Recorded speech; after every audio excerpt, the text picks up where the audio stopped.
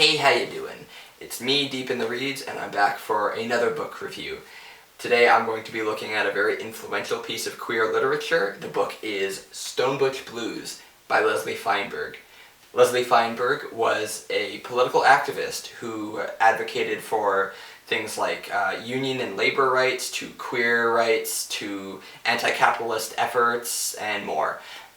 They were fairly fluid in their gender expression, but used various pronouns depending on the context. So for this video, I'm going to be using neutral pronouns for them.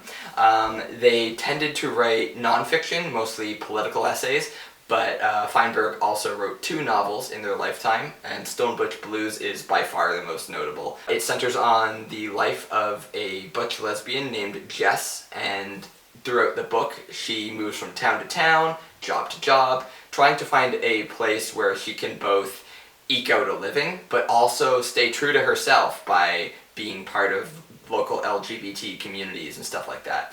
The book is very much pulling from details of Feinberg's own life, so it's autobiographical in a sense, and it feels like you're reading a memoir, with much of the story being broken up into vignettes instead of having like a very forward narrative. So every chapter is kind of like a self-contained story as this character moves through and sort of grapples with their identity and their relationships to people within the community and outside the community. At this point, I feel it's worth mentioning that this book is absolutely not for the faint of heart. This isn't a spoiler to say so. I promise this happens like within the first few pages, but this book has an overwhelming amount of sexual violence and very graphic manifestations of oppression.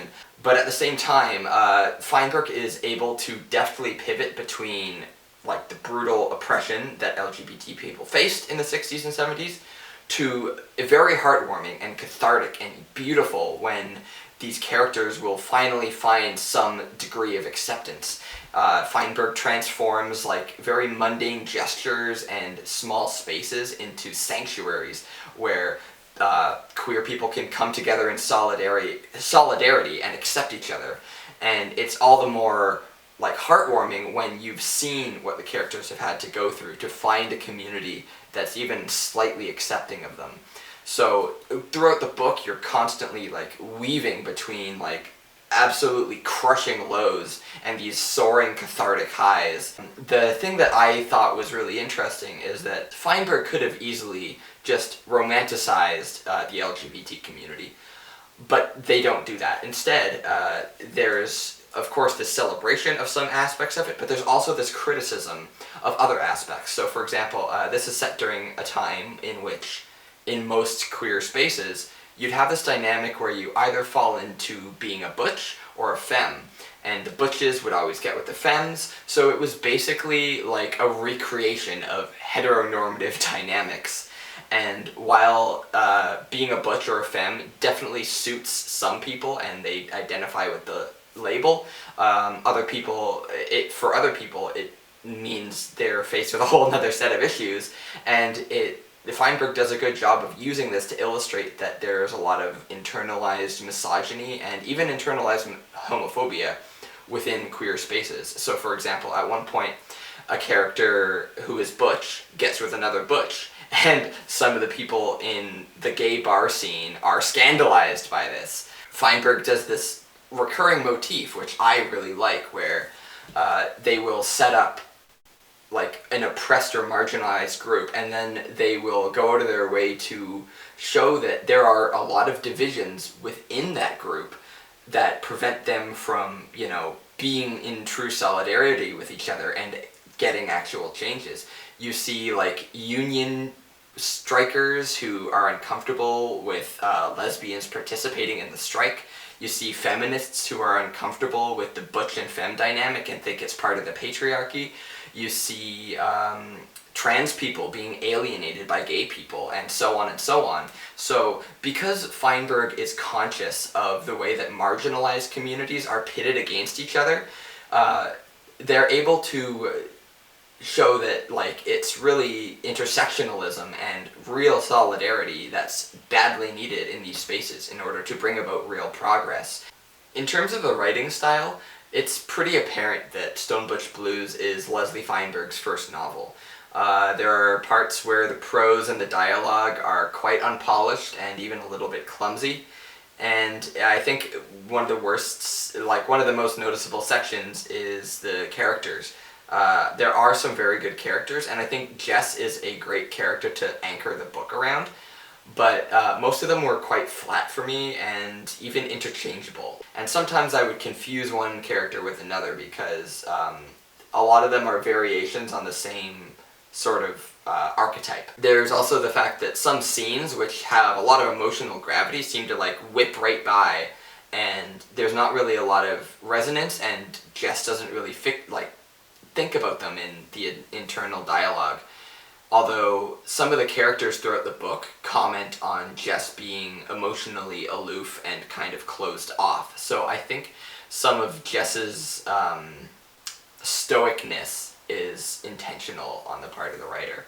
And I think the other things that I mentioned about, like how the characters will come in and out, that scenes will change very quickly and you'll jump like years or months ahead, it doesn't bother me quite as much as it might in other novels. I think in a lot of ways it suits this novel because it's a good way of illustrating just how transient the lifestyle is when you're on the margins of society and you're closed off from, I guess, like normal life because of who you are. Everything feels ephemeral and transient as a result, and I think that works. And it's not like the book doesn't have any kind of anchoring at all. The book stays very focused on the main character of Jess. It follows their transformation as they come to terms with their sexuality and their gender identity, as they navigate the queer community while also trying to maintain a functioning, like, mainstream life. So you're always compelled, it's always very emotionally tight, and it comes across a little bit like it's kind of like a punk rock singer, you know, like maybe their voice is unrefined and a little bit grating at times even, but because they're singing straight from the soul, it really just grabs you, and it's so earnest and so powerful that you're willing to forgive the rough edges and just like take it for the honest piece of emotional writing that it is. As you read a book like this, I think it's good to be conscious of the major changes that have happened for LGBT spaces and communities since this book was written, the 90s, and since the book was set, the 60s and 70s. So, like, one of the things that the book explores a lot is this dynamic between public and private life. And, of course, there's a lot of people, like gay couples in this novel, that want to be able to live their lives and be, you know, open with each other and not be afraid. So one of the ways that you see that happen is you will see, like, one partner in a gay relationship will try to pass as the opposite gender so that to passersby they look like just any other straight couple. So there are a few trans characters in this book, but most of the ones that you see transition not because of any gender dysphoria, but because of trying to pass as a hetero couple.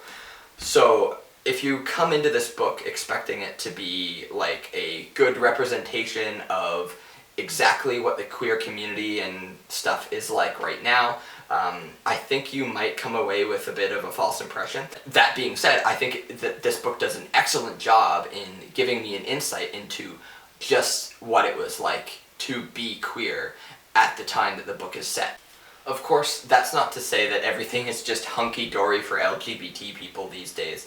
Even in a lot of countries that consider themselves more enlightened, LGBT people are continuously vilified and oppressed with, like, very hateful legislation cropping up all over the United States and Europe right now. Recently in Ohio, there was this bill passed which was supposed to, you know, protect women's sports, and there was a provision in that bill which said that girls who are doing good in sports in school may be subjected to having their genitals examined on the suspicion that they might be trans. Then in Texas, you can report the families of trans children and have those children removed from their families.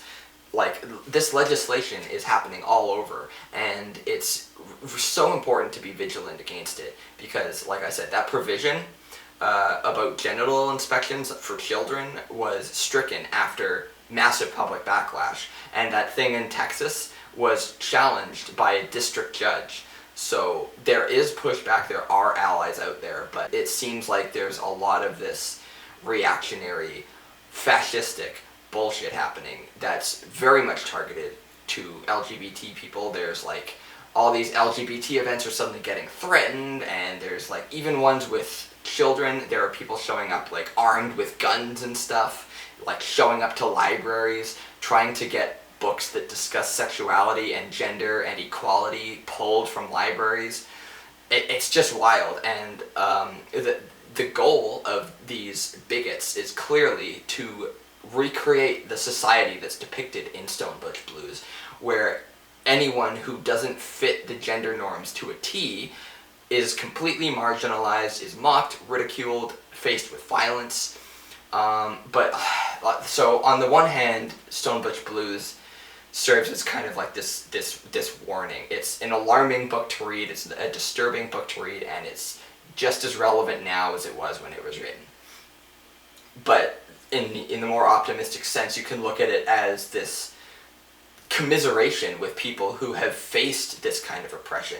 This book is like saying, like, yes, I've been where you are, I've experienced what you've experienced. We see these characters getting knocked down over and over again by various forms of oppression, and yet they keep standing up and fighting with all the energy they've got to eke out a living for themselves, to be with the people they want to be with.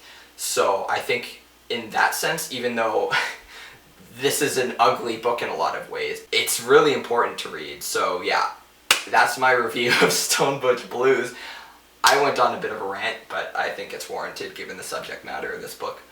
Overall, I give it a 7.5 out of 10. I would rate it higher if not for the hiccups I mentioned in the writing, but I highly recommend it. If you're interested in reading the book, it's a little bit hard to come by, but I've provided links below to Leslie Feinberg's website, where they have posted a free PDF to the whole book, so you can just read it for free. But yeah, that's my review of Stone Butch Blues. I really hope I can encourage some people to read it, but yeah. Thanks for watching, hope you liked the video, and I will see you whenever my next time is. Bye!